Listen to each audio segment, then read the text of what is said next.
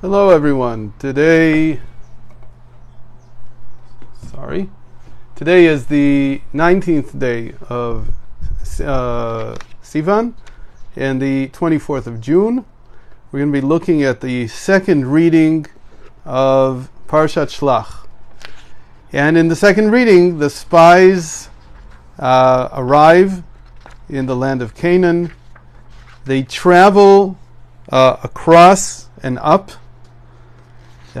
basically creating what Rashi describes as like a gamma, which is the Greek letter gamma, meaning they traversed the east-west bottom border of the land of Canaan, then they went up the coastline, and then they came back down pretty much. They saw different things, and they decided to bring back some of the fruit. And the commentaries note, based on the sages, that bringing back fruit and showing how great the fruit was not meant as a good sign, but rather showing how strange and peculiar this land is, almost like bringing back fruit from a exoplanet. Like there's something really strange about this place. It's not normal. And the other thing that happens is that once they give their negative report and everybody's moaning and groaning and deciding that they want to go back to Egypt, nothing less than that, back to Egypt, because how can you ever live in a land like this? And Caleb, he tries to, or Caleb as they say in English, he tries to change the tide of the feelings. The spies come back with another statement, and they say, we're looking at Numbers 13:32.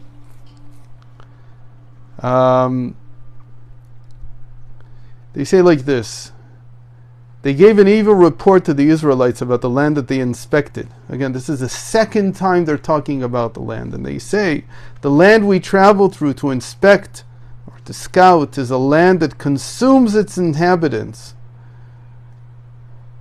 When they were there, they saw people burying their relatives everywhere. And they assumed that what this means is that it's a land that kills people off when they're young or something like that. The sages say that what they saw was a favor that God had done for them, since they would have stuck out like a sore thumb. He made everybody involved and preoccupied with their mourning about relatives that they had to bury. And then they continued, all the people we saw in it are men of great size, Anshei Midot. There's a lot of explanations about this. We're not going to get it. Maybe we'll have some time at the end. I doubt it. But let's say something about these words. Anshei Midot, men of great size. So that's one way of explaining it. That would be the literal interpretation or the meaning of the words, the literal meaning. But really the literal meaning of the words is men of stature. And stature would mean that the land of Canaan, the land of Israel, is the best place in the world to work on your stature, on your spiritual and stature and your character. Really, midot is like a person's character. And on the Patreon, we've been, for the last 25 weeks, about half a year, we've been studying positive psychology, which is all about building character. Why is this so? Because the land of Israel is first called the land of Canaan. Canaan means to submit. Canaan literally means to submit. And when a person is willing to do the first acts of submission, we're going to see that in the continuation of our little class today, then the character changes. The person can go through changes. Because there's a big difference between being a human being and being another species of animal. Some scientists would have us believe that we're just another species of animal and we're governed by the principles, by the laws of nature. But the truth is that human beings are not governed just by the laws of nature. They're also governed by human law and by divine law, which nature is not governed by directly. And the difficulty of being a human being is that we both have to take into consideration our natural state. We have to eat well and sleep well and do everything properly. But more importantly than that, much more importantly than that, we have to live a moral life. And if we don't live a moral life, all the good food and healthy lifestyle doesn't help for anything. And a person will dwindle anyway. So there's a lot more complexity to human life. And part of that is developing moral character. And it's developing one's submission before God, being willing to follow the commandments. And then they continue, they say, we saw there the Nephilim, who are descendants of a giant. The giant's name is Anak. This is his actual name, which in Hebrew then became the general name for giants, Anak. And we looked like grasshoppers in our own eyes, and so did we seem to their eyes. And we're going to focus on these words that they said. We seemed to ourselves, in our own eyes, we looked to ourselves like grasshoppers, and so we seemed in their eyes. Rashi, the great commentary, says something pretty amazing about this. He changes the meaning, and he says, what does it mean that we seemed like that in their eyes? He doesn't say we seemed like grasshoppers in their eyes, because in our eyes we seemed like grasshoppers. What do we look like to them? Rashi says something amazing. He says, meaning, how did we know that we looked like something small to them? Because we heard them saying to one another, there are ants in the vineyard that resemble people. Now, you would expect Rashi to just say, there are grasshoppers in the vineyard that resemble people.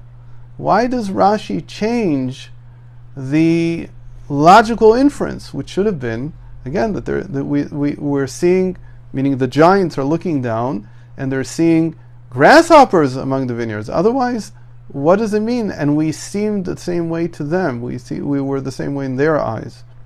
So it's a very big question about Rashi. There's been all kinds of attempts to explain this Rashi, from the fact that originally Rashi did not say ants, it said grasshoppers, and all kinds of other possibilities. But we're going to look at this from the Hasidic point of view. Unfortunately, we don't have too much time left.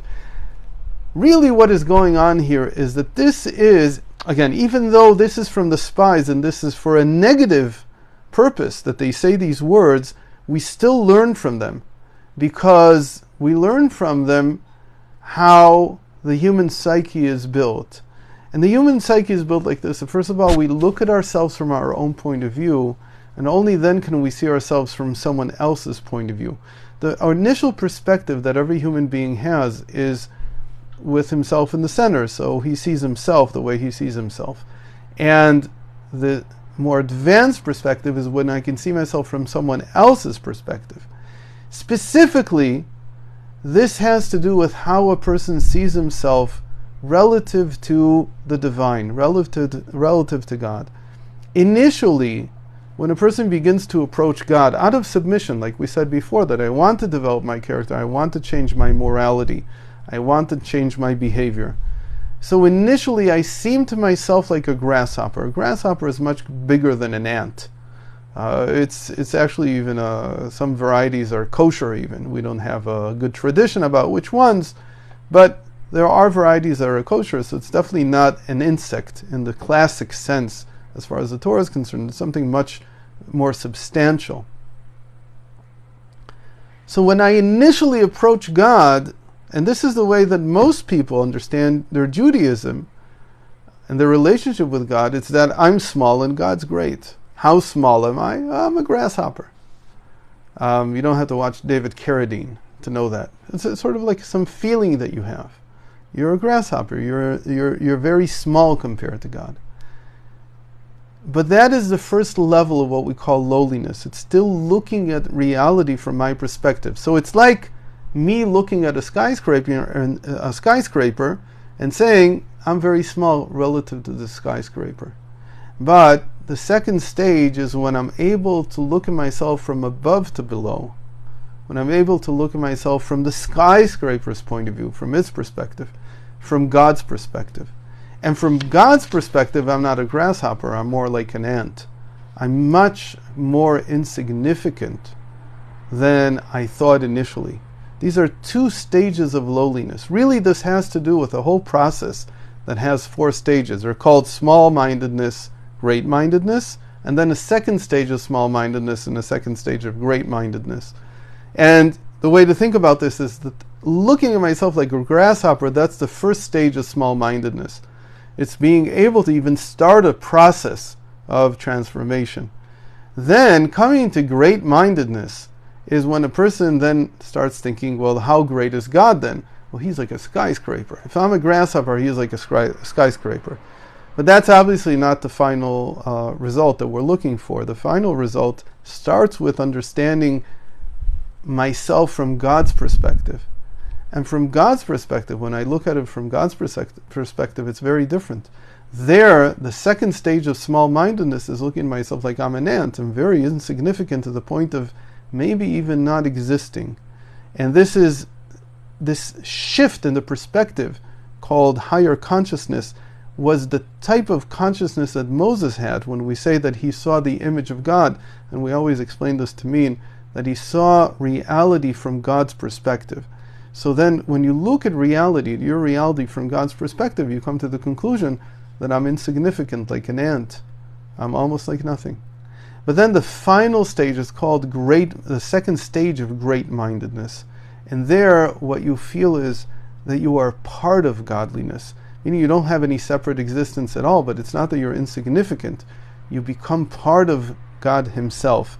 That needs and requires more explanation. Let's just mention that when we come to pray, before we come to pray, we should be in a state of small-mindedness, the first stage of small-mindedness, the first type of lowliness, of seeing ourselves like a grasshopper coming to a skyscraper. But during the prayer, that's not the type of lowliness that a person should feel. It's not the small-mindedness you should feel. Rather, you should feel completely insignificant, because that insignificance allows you then during prayer to become one with the divine. And that's the real goal, the fourth stage here, called second great-mindedness. And that's the real goal of everything. So we learn from this shift in what Rashi writes, that they said grasshoppers, and Rashi says they looked at us and saw us like ants. We learn from this very important 4-stage process, and how to understand it psychologically, even for ourselves. Thank you very much for joining. I hope to see you tomorrow. All the best.